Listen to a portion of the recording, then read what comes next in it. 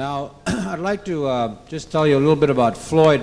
Most of the people in here, of course, have seen, as Charlie said, Dances with Wolves, and but of course, the long story about Floyd is that he's been for the last 30 years, doing concerts and going about to high schools and Indian schools across this country. And in the last 5 years, he's been doing the movies and television specials. And I think that because of men like Floyd Westerman and before him, Will Sampson, they began to create the agenda for the Hollywood directors and producers to bring about some real meaningful pictures regarding culture and history of Native people.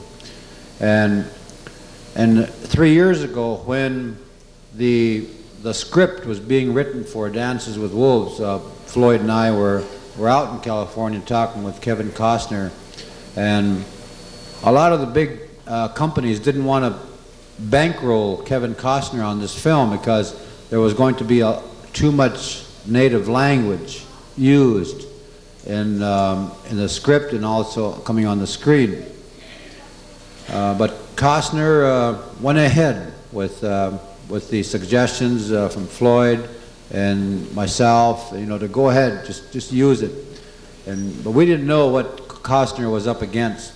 But the film almost, even though it was made, almost never made it out to the distributors. And of course, those of you who've seen the movie can understand, that we're very fortunate that it did make it, because it did. It was like a real, the agenda had been reached, and now we could see, some more dialogue, some more culture, some more history of Native people in these films. But before the films that Floyd was doing, he's been involved. Of course, he made some records, with his songs, and one of them, of course, was "Custer Died for His Sins," which became very popular with the American Indian movement. Floyd and I have been friends for, over 40 years together around this country. And during these years, he's appeared, for just gas money and stuff like that. And so I feel very good to see Floyd, finally making the career. Finally, there's more people, coming out to listen to the words of the struggle. And we have condemned Hollywood for all the bad movies that they've made. But in the last 5 years, we've seen the opportunity for a lot of young Native people to get into the movies as technicians and working behind the camera and other fields besides acting. So that's what I wanted to convey to you, that there was men like Floyd is opening up the door for probably some of your children to find themselves into the movies and stuff like that. And even Jimbo and his family have been doing that with Northern Exposure. So I hope that 1992, when it ends, that it won't be the end of Native people's struggles. But it's going to take people like you, to keep pushing. And it's the public that's going to make demands on Hollywood, and in these corporate CNN and the networks, to put on more movies and having more Indian people working in every field, whether it's cameramen, whether it's electricians, or the craft services, or whatever. So, and part of the conference on racism, and we're setting the agenda for the next 500 years. I don't know if that's going to be a conference plan, but I would like to see, that the conference deal with, how we're going to see ourselves and what we have to do to bring about that major social change in this country. So that's the end of my statement. Now, I'd like to, at this time, really bring him out with a real round of applause to Red Crow Westerman.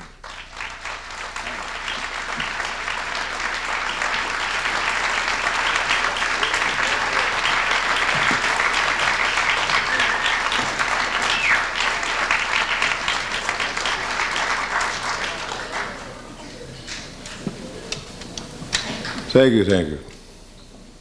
I've asked the band to come out here and back us up and have Charlie do a number with us before I start doing some of my own songs here.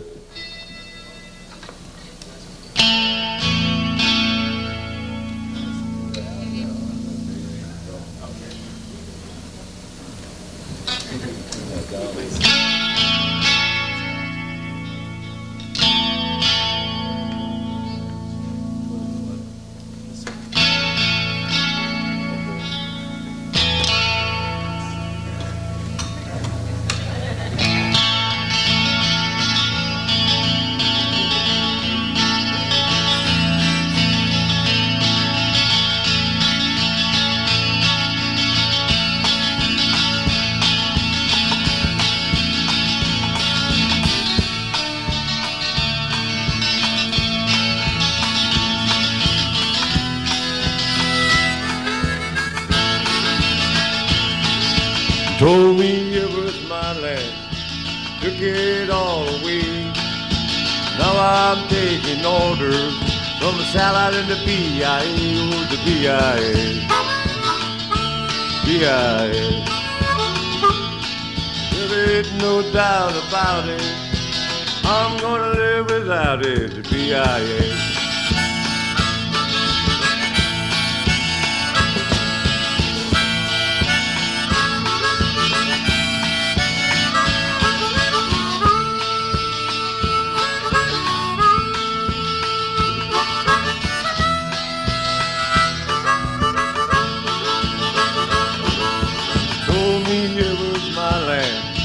That's the way it should be. Now I see you want it all for nuclear-powered realty to the BIA, CIA. There ain't no doubt about it, I'm gonna live without it, the BIA.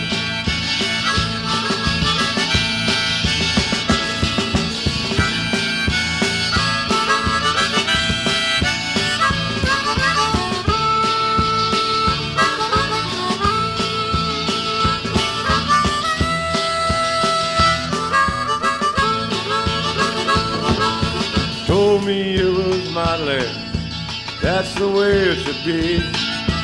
I'm gonna tell you colonial something, gotta give it back to me through the BIA, through the BIA. There ain't no doubt about it, I'm gonna live without it, the BIA.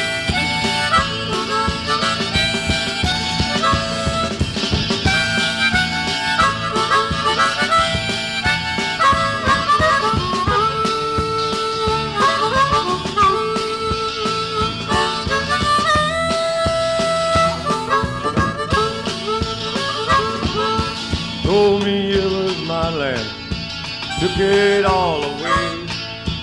I'm gonna tell you colonial something, gonna get it back someday to the BIA and the CIA. There ain't no doubt about it, I'm gonna live without it, the BIA.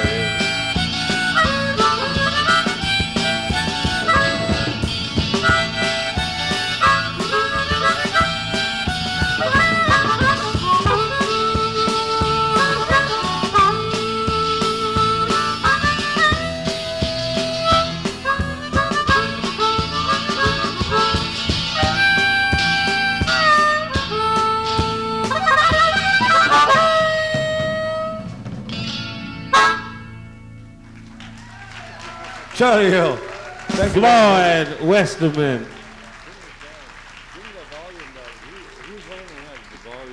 Floyd Westerman. Thank you. Yeah, I'm gonna do myself. Thank you. You're the missionaries? Yeah, later. Huh? Oh, yeah. Thanks. But anyway, give the band a big hand there. Just wanted to test it out here, the song. I'll have them up later for a few more of the songs.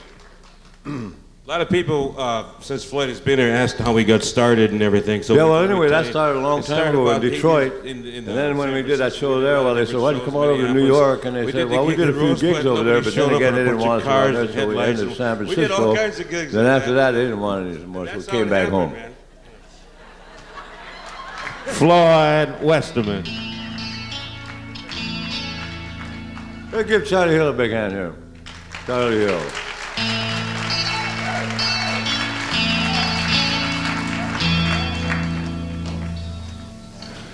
So, here we are in Yelm. It's good to be here back in this area. I like to come up here. I have a lot of memories, and there's a lot of reason why people should come together in this community and be really real solid for the children and teaching the traditional ways. I go all over this country as well as going all over the world. And I think the most important thing about why I travel so much is that we're trying to be sovereign people. We're trying to create our own destiny.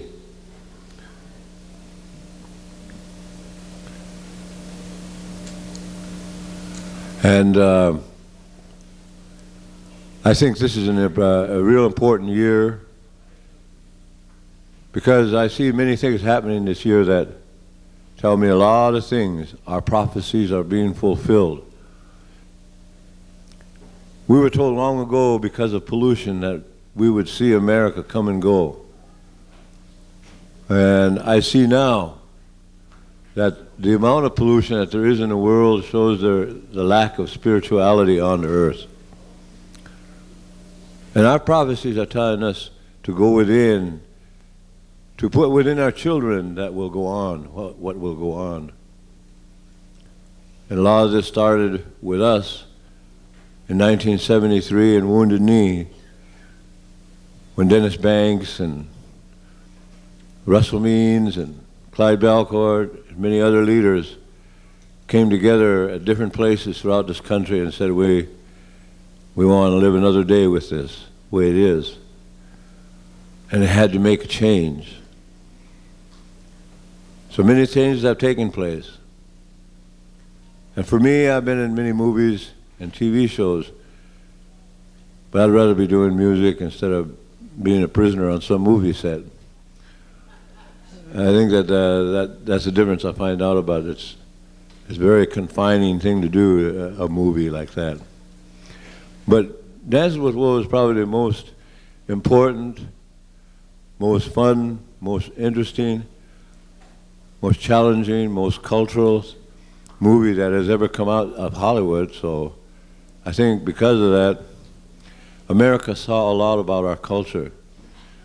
And what I see in that movie is that language validated our culture because most Americans didn't even know we had languages. They thought we just stood around and grunted around in the background or something because of John Wayne movies.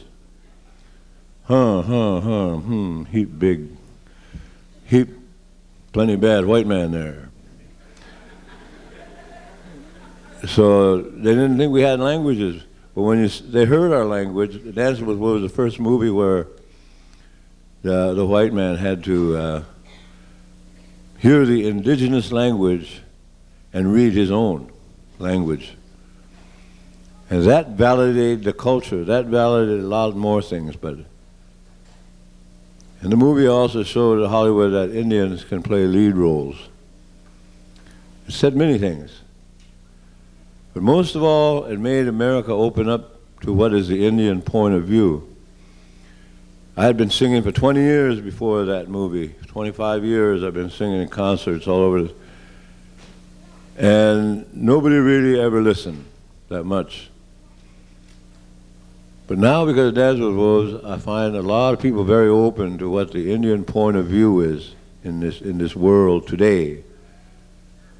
And we know that what's happening on the streets in the cities throughout this country is a great deterioration happening in America. America is morally bankrupt. Its leadership, it is bankrupt in its leadership.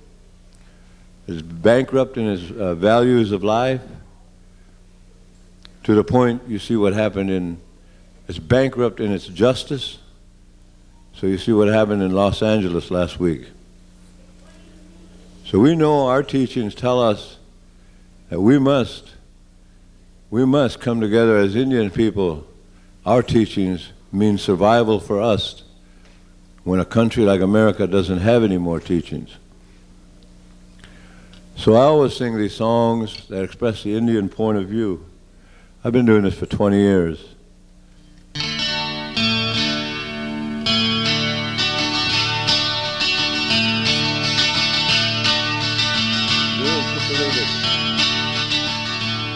Good. Where's Charlie? Charlie Hill back here.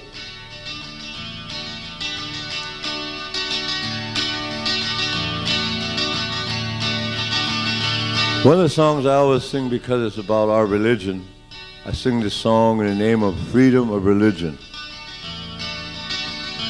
It's about the missionaries who come to push Christianity on Indian people when they have a religion of their own.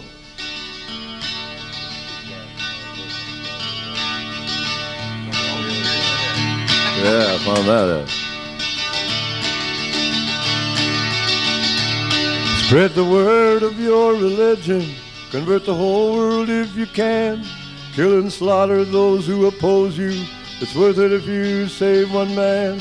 Take the land to build your churches. Soon to tax the house of God. Take a child while he is supple. Spoil the mind and spare the rod. Go and tell the savage native that he must be Christianized. Tell him end his heathen worship, and you will make him civilized. Shove your gospel, force your values down his throat until it's raw. And after he is crippled, turn your back and lock the door.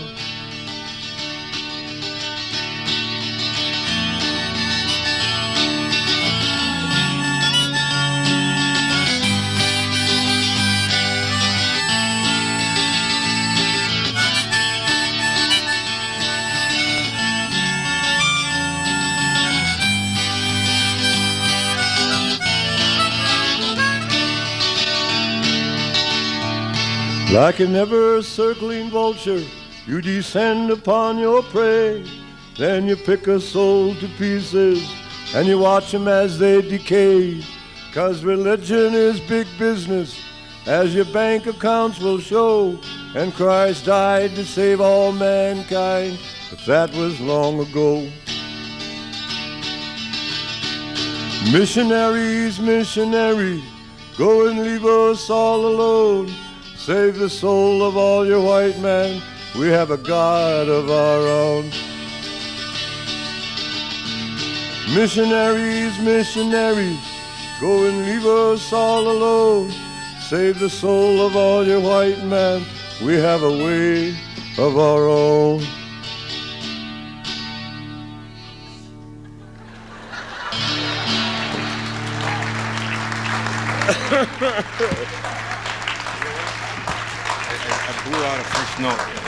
That's what it is.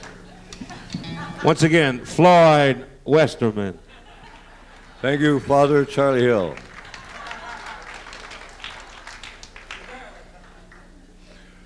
The Indian point of view, I think, is what America has been missing. I see so many talk shows going on every day, and they're all experts who've written their own book, and they get into that kind of talk show, and they talk about their point of view. But America never really cared about the Indian point of view. And that's where they missed out.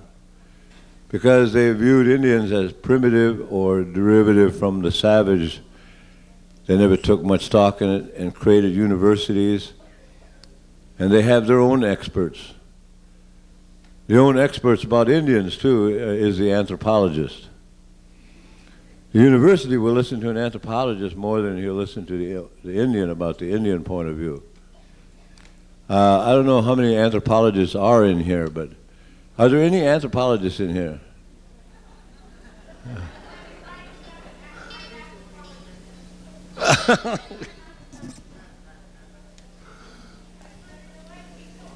But I know there's an anthropologist in here. You're just not raising your hand or anything. But I just want to say there's good and bad anthropology. The good one, well, I'm just gonna say, I'm glad you're here. The bad one is the one that always says, oh, the Indians came over on the Bering Strait. We lived on top of the world, and there was no such thing as a Bering Strait. It was just we lived on top of the world, and one great migration moved south, that's all. There was no bridge. They lived on top above Siberia, above Norway, above Greenland, all around on top of the world for many thousand years, and just moved south. No bridge. They always say that to say, oh, the Indian wasn't here first. He came over on the Bering Strait. That's kind of an assumption. They just leave it right there and everybody accepted it. I think American colonial thinking wanted to just believe that.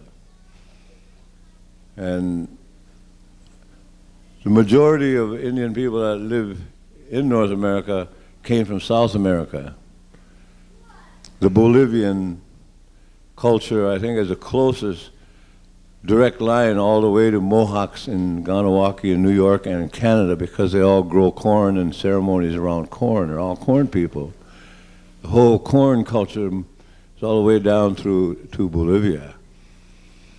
So the assumptions that anthropology put out have really jaded people's thinking, and now we have to talk to all of them. So this is about the anthropologists who keep creating museums and putting the remains of our ancestors in museums. That's another thing about the bad anthropologists who continues to have our remains in the museums. We're doing much work today to change grave robbing, a real sacrilegious act that goes on. And they put all our culture in the museums, put our moccasins in the glass cages, and talk about our culture, and all of our cultures, and they put it in a museum, and they call it the Museum of Natural History. So I say, well, if you can continue to do that, maybe we can have Indians major in anthropology and create a white man museum. And put the jogging shoes in the glass cages, and put the lawnmower in the glass cage, and talk about how they manicure the earth to death and what for. And then they put pesticides in their lawns, and the kids get strange diseases, and they don't know where they're getting it from, because the kids are playing in the lawns with all the pesticides. Well, so we'll put all that in the museum, and put all of the white man's culture in the museum, and including maybe a Playboy magazine, and maybe a stuffed psychiatrist, and few breast implants, and talk about that. Put all the makeup in a glass cage, and so this is what they use to stay looking younger. America's so bent on looking 39 till you're 93 that I see a lot of elders in the white society. They got so much makeup on, you don't see them anymore. You see what's on the face. I think the whole culture is kind of a cosmetically, they all want to be young looking. When I look at our elders and I see how beautiful they look without any makeup on, and you know, there's a certain time in life when you turn around and face the spirit world and go that way rather than try to keep looking young and keep looking young and put more on the older you get. It's kind of a mistake. It's sad, but a lot of people do that. So we'll all have all that in the White Man Museum, and we'll call it the Museum of Unnatural History.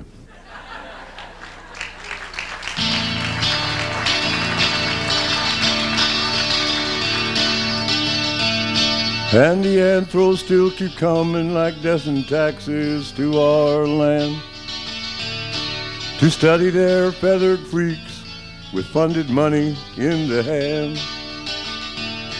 Like a Sunday at the zoo, the cameras click away, taking notes and tape recording of all the animals at play. Here come the anthros, better hide you passed away. Here come the anthros on another holiday. And the anthros bring their friends to see the circus, watch the show. And when their pens run dry, they pack up the things and away they go. But there's nothing left to study, there's nothing left to see. Still the anthro keep on searching for the clue and for the key. Here come the anthros, better hide you passed away. Here come the anthros on another holiday. And the Arkies keep on digging our sacred ceremonial site, as if there was nothing wrong, 'cause education gives them the right.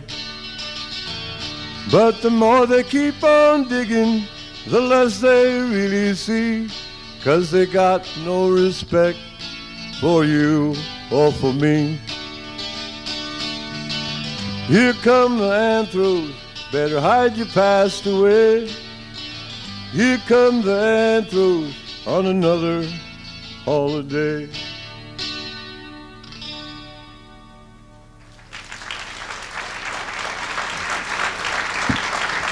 Thank you, thank you.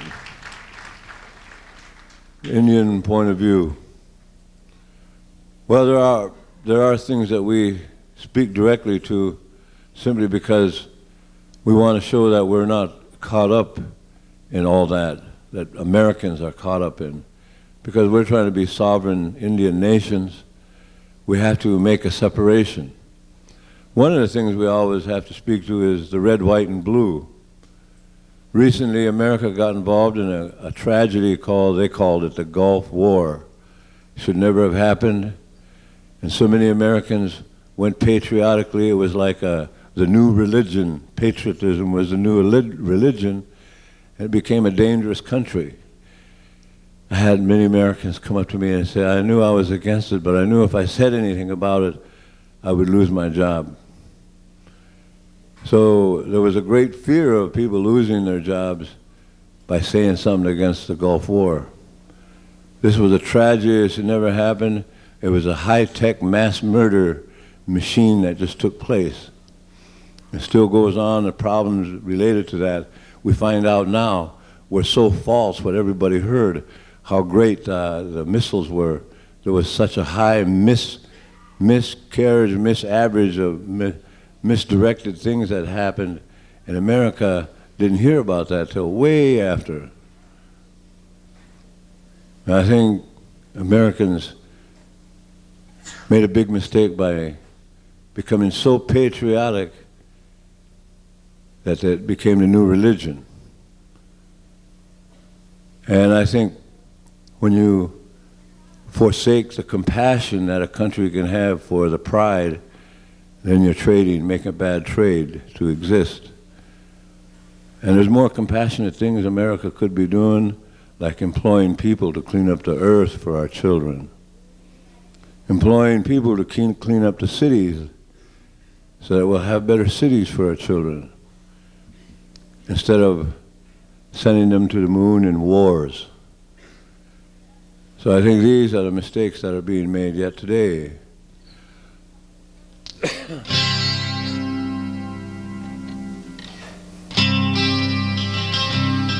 When Reagan went to Russia, when Ronald was acting president then,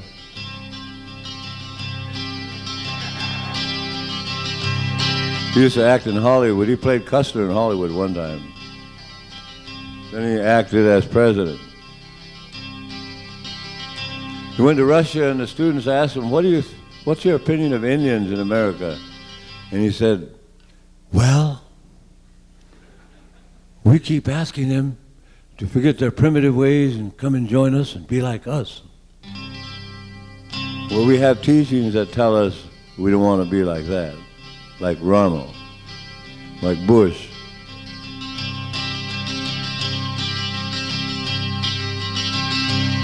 America, you invite the red man to sit at your table and be your guest,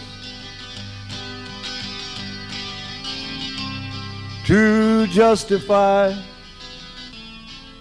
the guilt that you are feeling. Now you tell us that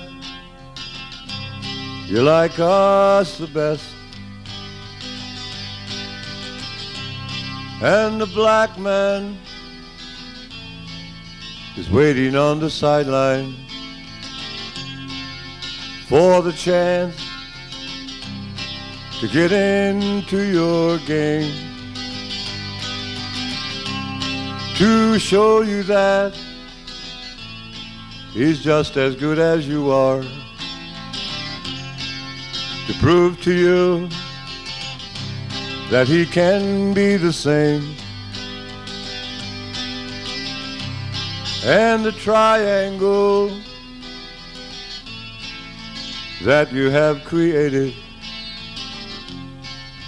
keeps you by yourself and keeps you paranoid for the red, white, and blue that you keep flying, for the red, white, and black that you avoid, 'cause the red man was here so long before you. Well, the black man was a slave you brought ashore, and the red man was killed to free a frontier. Well, the black man was killed for sport and nothing more, and you wonder why the red man won't be like you. You should wonder why the black man wants to be, 'cause you came to this land, my land, because you wanted freedom, but that you have forgotten now that you are free.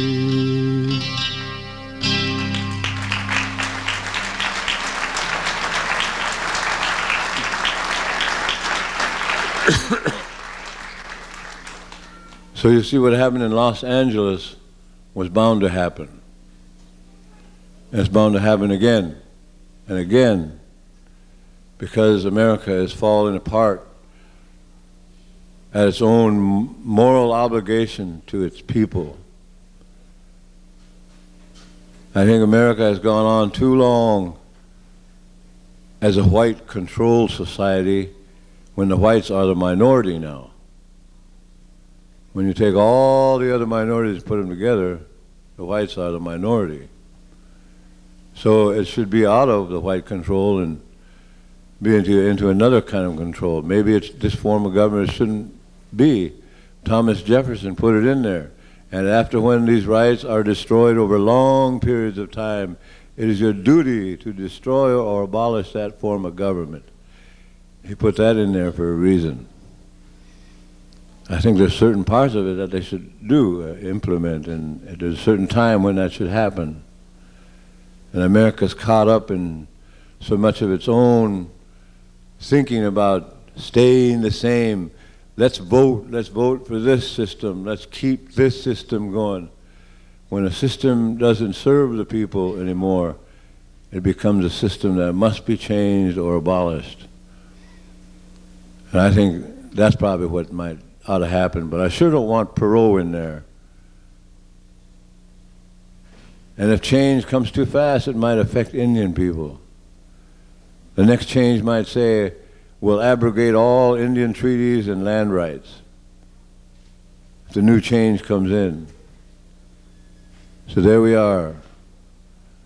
We all have something to lose or something at stake here. Chris Christopherson wrote a song about war, that war especially. He called it Anthem 83, and where he said, America, you traded your compassion for your pride. And that's what happened. This is a song about that.